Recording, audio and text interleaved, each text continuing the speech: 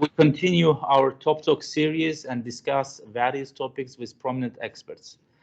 My name is Rusif Huseynov, and today my guest is Vladislav Zubok, professor of international history with expertise on the Cold War, the Soviet Union, Stalinism, and Russia's intellectual history in the 20th century. Professor Zubok has authored numerous books, the most recent being Collapse, the Fall of the Soviet Union, which became published last year. Professor Zubok, glad to have you with us. Thank you for finding time for this very interview. My pleasure. Professor, usually when we talk about historical events, we think in terms of necessary and sufficient conditions and so on. Which systemic factors stand behind the Russian-Ukrainian conflict? Do you think the war, maybe not such in a severe form, was in any case inevitable given the political identities of the two countries? Well, when you said, Yusuf, that we need conditions necessary and sufficient, that brings up more like political science in my mind, or international relations theories. Historians are more about the combination of things, some structural, persistent factors that we cannot remove. They exist sometimes for centuries. They're agencies, people who act sometimes according to logic, sometimes against any logic of history, and there are contingencies that is a context that allows certain people, for instance, leaders of the countries, to launch new initiatives, or in this case, war. Systemic factors. What factors we can call systemic? We certainly can mention one thing: the competition between the so-called Greater Russian Project, national project or nationalist project, imperialist project for many, and the Ukrainian national project. And the books are published about the competition between these two unequal, I should say, projects. Of course, Russia was an empire and always dominated for centuries. Ukraine acted as an underdog, and today's Ukrainian narrative reflects this. But is it systemic? Yes, to an extent. If you think of a group of countries living as they are in a certain neighborhood, you wonder why some countries tend to more or less collaborate, and other countries prefer to distance from each other. In this case, we see definitely from the very emergence of the independent Ukraine in 1991, under the conditions of the Soviet collapse, the first impulse that you see from pretty much anyone, including Leonid Kravchuk, who was, after all, loyal to Moscow until a certain point in 91 and was a party apparatchik. Even he said, we need to set up a new state, and the first task of our state is to separate ourselves from Russia. And I think this very statement reveals another systemic factor that we should mention. Not just competition between two national identities, new national projects, but the very fact that for centuries, and particularly in Soviet times, economy, cultural institutions, all industrial complexes of the Soviet Union were based primarily in the Russian Federation and in Ukraine, and they were intimately interconnected. So that enormous interconnectedness and mutual dependency was something that no one would deny. So when you hear someone in Ukraine saying today, it's understandable, but earlier they said the same thing: we need to be independent. We need to be independent from Russia. What does it need? They were dependent from the day one of their so-called independence. I mean, not so-called. I'm sorry for using it, but de facto, the jure independence did not destroy what had been accumulating for centuries as a de facto dependence, for instance, on Russian gas, on Russian oil. And very simple. I was struck in the documents when the Ukrainian leader Kravchuk was asking Mikhail Gorbachev, please, Mikhail Sergeyevich, send some wood from Russia to the mines of Donbass, because they use the wooden props in their mines, right? And they suddenly ran out of wood that was delivered to them from Russia. So those simple things indicate dependency.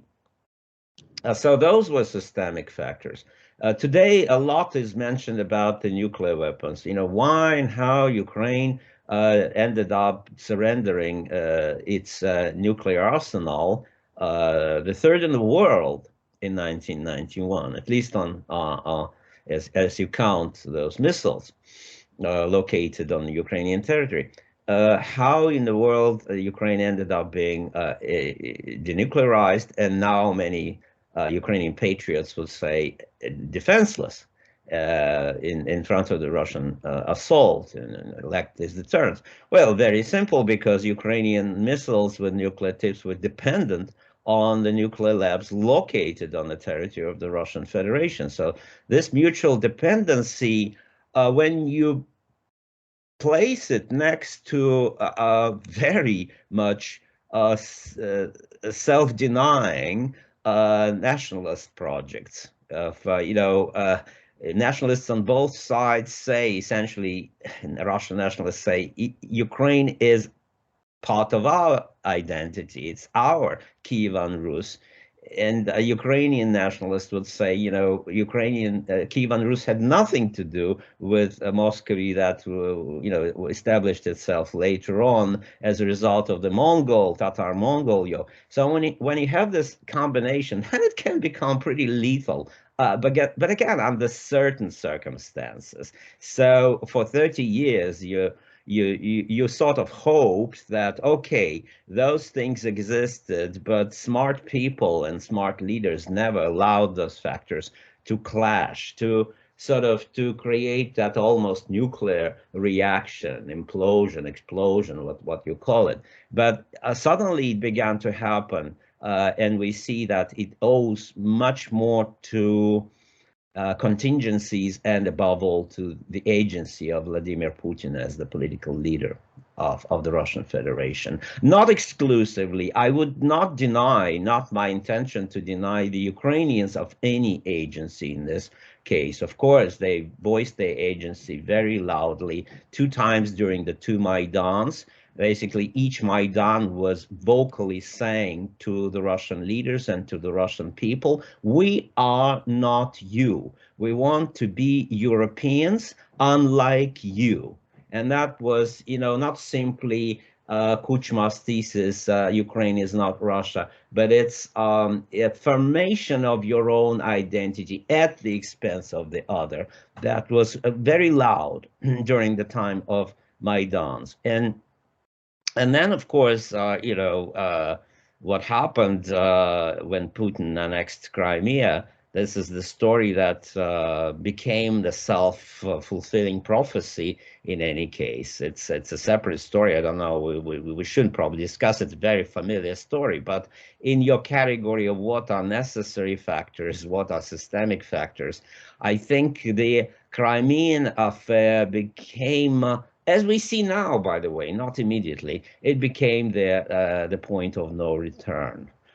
After that, you had either give it back, this territorial issue emerged, or start a war to affirm the possession of this territory. And we all know probably the worst cases in human history when humans are prepared to slaughter each other is when national identity becomes embodied in a sacred piece of land, so-called sacred. I'm using it ironically, of course. I see. Professor, a couple of minutes ago, you mentioned Putin while explaining the systemic factors which could trigger this current Russian-Ukrainian confrontation. Could we also explore a little bit the personal factors? Do you think this war would have still happened if Putin weren't in power right now? And how would you assess the role of Putin and his obsession with the history in the current world? To what extent did his personality play a role in this whole mess? Well, it's very clear. That is the clearest case when one person defined the outcome of that long simmering conflict that, well, some people would say at certain points, when after the two Maidans lost their initial energy, that was the period of recession, of nationalism in Ukraine, and Russia remained rather, how to put it, rather indifferent, remarkably indifferent to those spikes of anti-Russian feelings in Ukraine. Anti-Russian, not in the sense that they were Russophobic or so. They were attempts to affirm, I repeat it, their own national identity at the expense of the Russian project, calling the Russian project imperialist, calling it, the Tatar, the successor of the Tatar-Mongol yokes. Actually, Russian nationalists would have, repeated the same thing with pride, not with negation. So Putin comes in and he made it happen. To compare, to whom we should compare Putin, the first person that comes to mind is Stalin. We've been debating for decades and decades. I debated with my student currently, what would have happened if Stalin had not launched collectivization and industrialization that ended up in the greatest human catastrophe. Well, students come up with all kinds of systemic causes because they are very good students. And then in the end, I tell them, listen, all this is important, but, someone had to launch this incredible adventure that cost millions of human lives, right? Without Khrushchev, who passed for some reason Crimea to Ukraine, would we have had such an easy instigator, territorial, symbolic instigator of the Russian-Ukrainian conflict as Crimea has become? Of course not. So Putin looms very large in this story. And I think that when you go to Putin's origins, I read some articles about him in the West, and some people kind of casually mentioned, but of course Putin was always a Russian imperialist because he was in the KGB. For me, it's too broad brush kind of approach. I think Putin went through different phases. His world collapsed under him. He joined, as we know, another world, building capitalism, wild capitalism, building even liberal democracy in the team of, Mayor of St. Petersburg, Sobchak. So then comes Putin, the president, who initially sort of wanted to resurrect some Soviet memorabilia, anthem and so on and so forth. But ideologically, I would not see an ideologist in Putin at the time. And certainly you would dig and wouldn't find Putin's a historian at that point. Definitely not. So at some point, Putin, the historian, appears and begins to, show this obsession with history that did not characterize the earlier Putin, a technocrat who, after all, did flat taxes, paid back the debts, and did all kinds of purely technocratic things that any macroeconomist would applaud.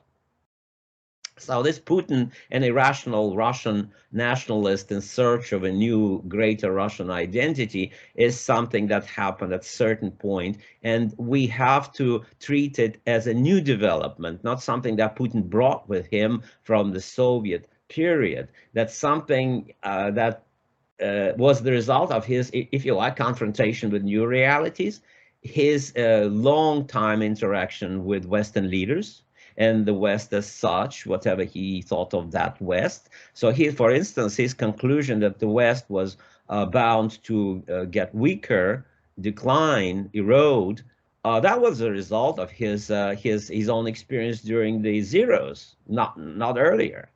And his embrace of history, someone should explain to me, maybe biographers. I haven't read the recent biographies of him, but at what point he picked those books of Ilyin, of Eurasianists, and ordered someone, let's go to the archives and find this and find that. I'm not so sure, but that was a crucial development, I think, that leads us to the current war.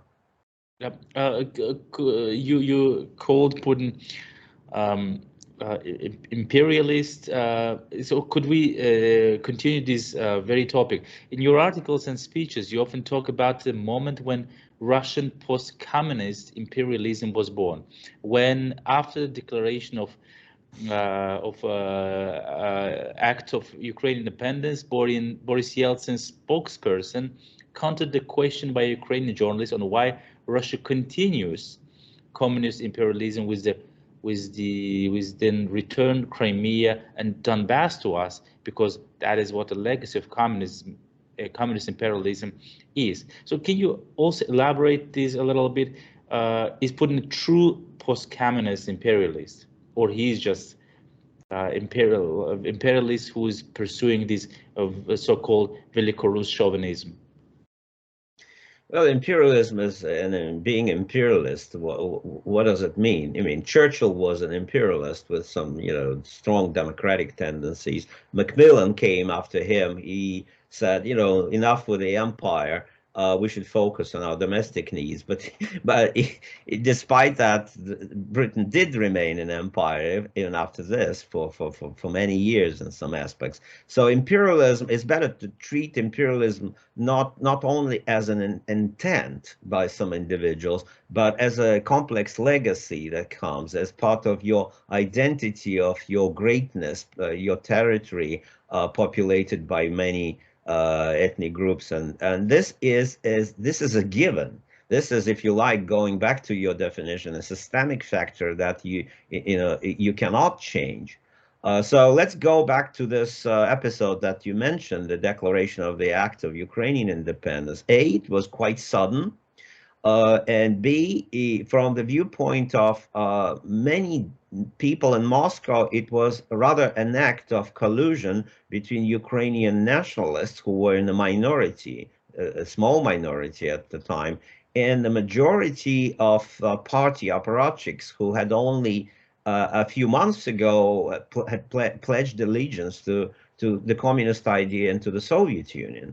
Restoring the context further, in Moscow at the time, August, September was a total triumph of democracy. You can now put it in quotation marks, but people at the time thought it was a genuine breakthrough of Russia, even more so that in 1917, after the Tsar was overthrown, to a new era, a new liberal democratic era.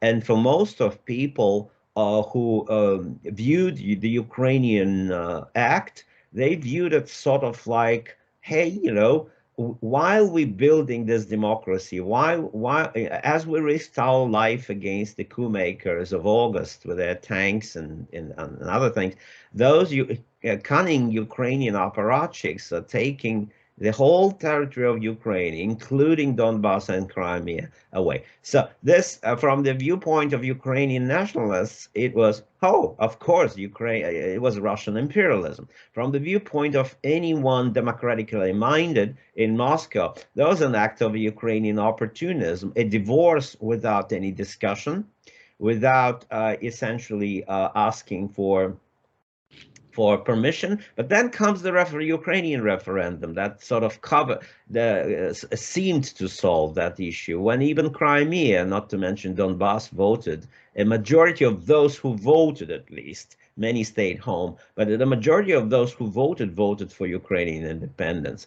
And the issue seemed to be solved, at least for Ukraine. But in Russia, the whole Duma, that previously had supported Yeltsin through and through, rebelled against Yeltsin for signing that deal with Ukraine and Belarus to dissolve the Soviet Union without even raising the issue, the question of Crimea. So at that time, the independent Levada Center of Tsiom, still at the time, I think, had a poll, and pretty much everyone agreed that reforms were necessary. Maybe the act of going in Russia first towards reforms was also justified. The only big disagreement with Yeltsin and his team was not even the prices at the time. The shock therapy was just starting. It was Crimea. And it was very clear that a significant part of Russian populace, ethnic Russians, were kind of insulted, offended. There's something deep in their identity, couldn't accept it as something that was sold behind their back, as something that was not subject to any form of they asked Ukrainians in Crimea. They didn't ask the Russians. I see. Professor Zubok, you explained how the Russians and Ukrainians viewed back in 1991 the independence of Ukraine. And even today, we have two approaches to the nature of the Ukrainian war. Now we are going back to the conflict again. The first group of people, they view this war as a purely post-colonial conflict, kind of a war of liberation. The second group sees Russia and Ukraine as two alternative models of development of a single nation, and thus interprets the current conflict as a civil war of a kind. Which vision do you endorse, and what does it mean for the future of the conflict? I don't endorse any of those visions. I see elements of some of them because what does it mean to endorse the vision? We historians, we argue what happened and what is happening. We do not endorse visions. We view visions as the fuel that propel historical events. Yes, many Ukrainians and previously Ukrainian nationalists kind of found the best explanatory model for them, the best for mobilization of Ukrainianness, Ukrainian identity. They found, of course, a post-colonial model. And now it's clearly a war of liberation for them. They appeal to Americans, they appeal to others. Here's what we do, help us. We have been attacked. Who can tell them this is not a war of liberation? Yes, it's clearly a war of liberation, but it shouldn't be centralized as such because it's not for many other people. In terms of whether two modes of development of a single nation, I don't know who holds this complicated model anymore. It sort of, people talked about it, intellectuals talked about it, before the annexation of Crimea, after the two Maidans. They said, it would be nice to have two Slavic nations sort of pursuing different models, one more like Singapore or China, another more like Europe, but it's all passé. I think it's all already swept away by the war. A civil war, most definitely. There were elements of a civil war in Donbass after 2014. Now, I would say this is again over because the Ukrainians are incredibly united around this vision of a war of liberation. A vision of Russians, what kind of vision they have, I think they woefully lack any mobilizing vision on their part. And this, we see again and again the problem of Putin to push Russia into this war to start with, the frankly ridiculous slogans that he used of denazification, that kind of stuff. If he had, Putin, the historian in his latest incarnation, often goes overboard. Had he just said anti-Russia project, I mean, that would have made some sense to sensible observers. But then he drove it overboard by adding those ridiculous denazification and other things, and that that loses any credibility. I should say he also did it in other respects when he, for instance, proclaimed himself the leader of European conservatism. But then he again antagonized Europeans by other things. So that's his tendency.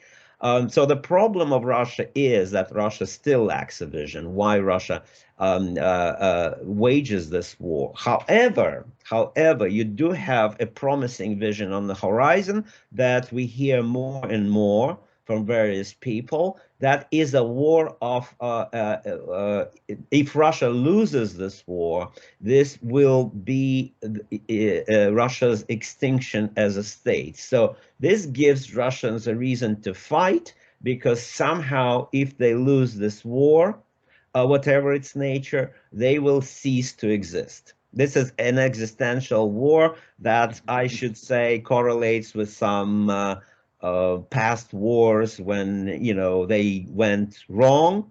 One thinks of, for instance, Germany's approach to the Second World War. When Germans began to lose the war, it became a total war and a war of national existence, in a different sense. It began as a war of space, a conquest of space, living space. But then, when they began to lose that space, it turned out to, whether the Germans would exist on the map at all. So that is what I see now. And I also don't subscribe to this vision as well. I think it's a self-serving, a vision that instrumentalizes the continuation of this absolutely senseless war. Maybe absolutely senseless, I would repeat, for Russia and Russians. Professor, thank you very much for your explanation. So the war in Ukraine is not only about two states, Russia and Ukraine. It's become very international, and we now see the clear Russia-West confrontation. So I would like to ask you, the author of a failed empire, the Soviet Union, the Cold War from Stalin to Gorbachev, to categorize the current Russia-West confrontation. Do you see it as the Cold War 2.0, or simply the continuation of the traditional Cold War, which we read from your books, or some new phenomenon which might need a new definition? I think the elements of both things. A long time ago, 30 years ago, I read in one exchange between scholars that, empires, they use this word empire, empires do not just die in one go. Have a phenomenon of grandchildren that try to restore an empire, or at least to prevent the further collapse of the empire. It depends on how they imagine this. And then after those grandchildren of the builders of the empire get defeated, then the empire expires, so to say, as a project. I found it fascinating 30 years ago. I keep returning to this metaphor of grandchildren today. It's not necessarily grandchildren as we all understand. It can be whatever next generation saying that we had, the past was glorious, right? We were all together. Some enemies intervened and destroyed our unity. Let's have another go and try to, redeem or redress the past mistakes. So there is something like this. There is something like this in this conflict. But as a conflict itself, if we look at this war and compare it to the Cold War, we definitely find more differences, stark differences, than continuity or commonality. First of all, it's a real war. It's a real war. The Cold War, never had such intensity of fight. Never had such a fight between the Red Army, the Soviet Army, and the Americans, right? Fortunately, the Cuban Missile Crisis was the closest call. We know it. Now this looks more like, I should say, a preemptive attack on Putin's part, and he repeatedly argued we had to attack. He actually himself draws parallel to 1941. Look, Stalin had all the intelligence that the Germans were about to attack. He waited, and look how much it cost to our people in 1941-42. So he operates with another historical example to rationalize his action. But the West is present, definitely, very prominently in this rationalization. It was not just Ukraine, and not so much Ukraine in Putin's imagery of this war. It's Russia against the West.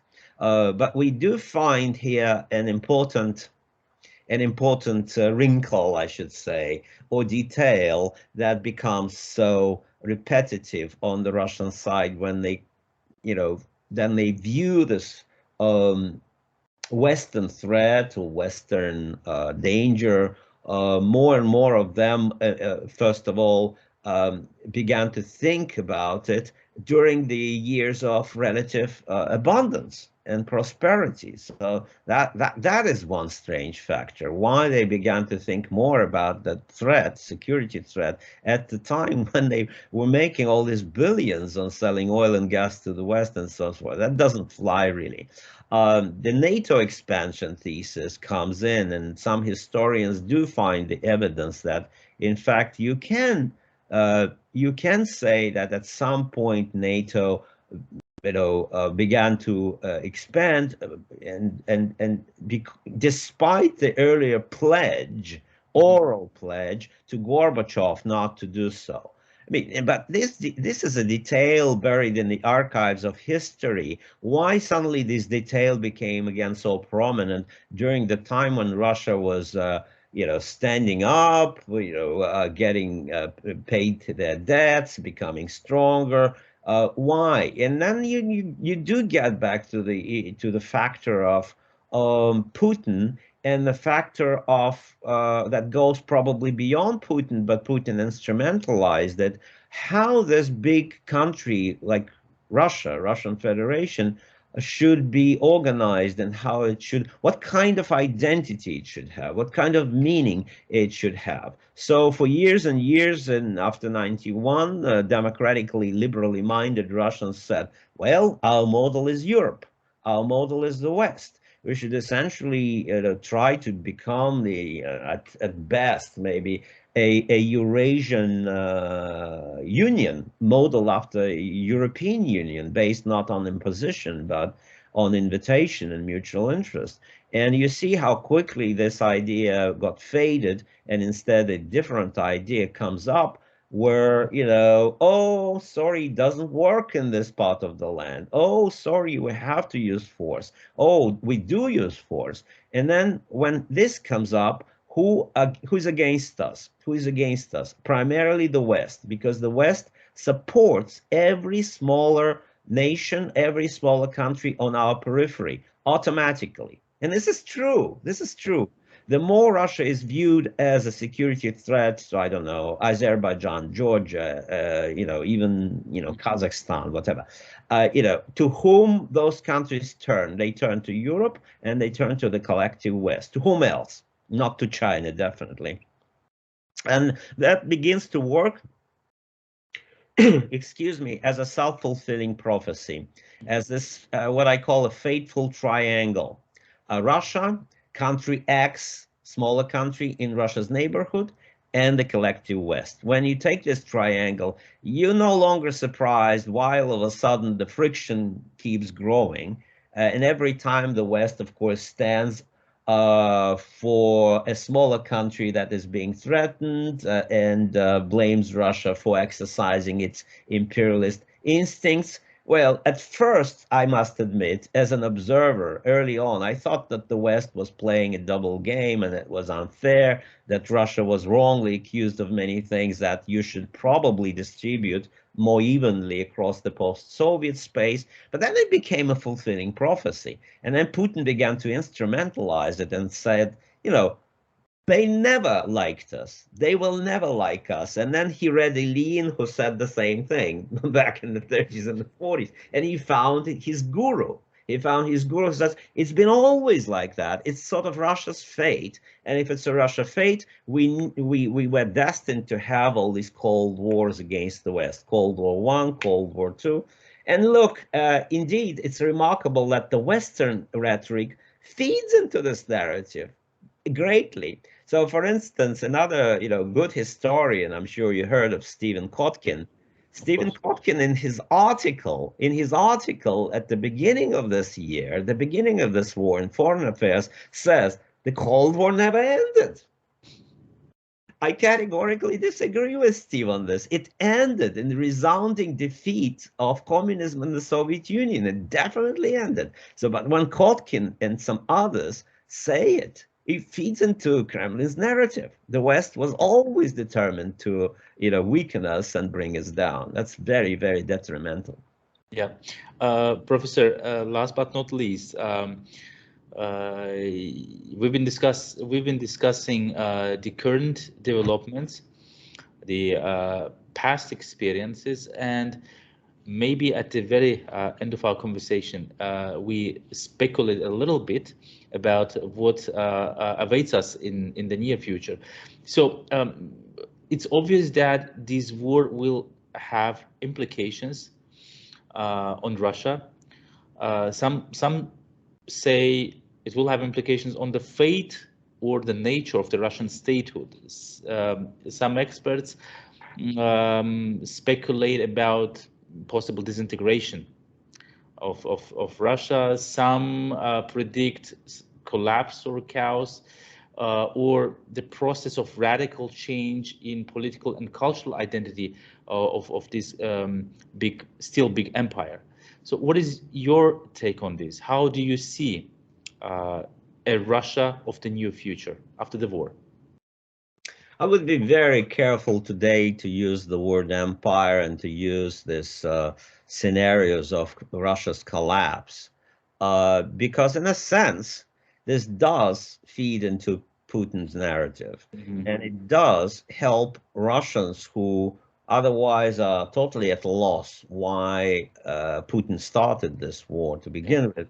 They find them the reason to fight and rally around the Kremlin and rally around Putin, because the moment you brand Russia an empire, you imply that this Russia will implode or explode or will be, partitioned. And there are already small groups, primarily in the West, who convene seminars, workshops, and whatever, discussing how to decolonize Russia. This is a very dangerous game. I understand why people of minorities think that this is the last empire that did not quite collapse. It should collapse fully. But the majority of the country, a significant majority of the country, identify themselves with Russia as a common state. Call them ethnic Russians, call them cultural Russians, call them civic Russians, but they're Russians nevertheless. So, this language, it means playing with fire. That's first observation. And as it is, it prolongs the war, not allows us to find a common ground, any common ground where people can sit at the negotiating table and talk. Secondly, I think to focus on Russia alone is totally wrong. There are at least three sides to the conflict: Russia, Ukraine, and the West. I leave outside the broader world that China, India, Turkey, whatever, who have special position. But let's focus on this triangle, another fateful triangle, right? And this triangle makes it so difficult to end the war. So difficult to end the war, because once you started it, it's very difficult to end such a conflict. And some people warned why this war should not have been started to begin with, because there's no exit strategy. There's no exit strategy. And Ukrainians right now are very motivated, very united. They keep scoring significant military victories. But I don't think Ukrainians have a realistic political idea of what they want after the war. Realistic, I stress. What they visualize themselves, let's say, as a big Israel facing an even bigger, I don't know, Palestinians. We have we've been joking about ourselves. The Russians are now Palestinians, or who? If Ukraine will become a big Israel. I think there's some lack of rationality, lack of realism in this thinking. And some people in Washington, some people in the West do see it. But because the war is seen as so just on the part of Ukrainians, and because Ukrainians are clearly a weaker side in this war, despite everything, despite their victories, it is accepted as a common wisdom to not to discourage Ukrainians, not to puncture the balloon of their nationalist faith, so to say. But I think this common wisdom is not wise, if forgive me my pun, because it sort of helps again to continue this war ad infinitum. And if we look at what has been happening recently, Ukrainians are pushing on the battlefield, but they're losing their infrastructure, they're losing their economy at a much bigger scale and faster than Russia loses its capacities. Russia will diminish by 3% economically. Ukraine is already down by almost 50%. I see. Professor, this session was rather a lecture than an interview, and it was a great pleasure to listen to you. I appreciate your time. Thank you for your questions.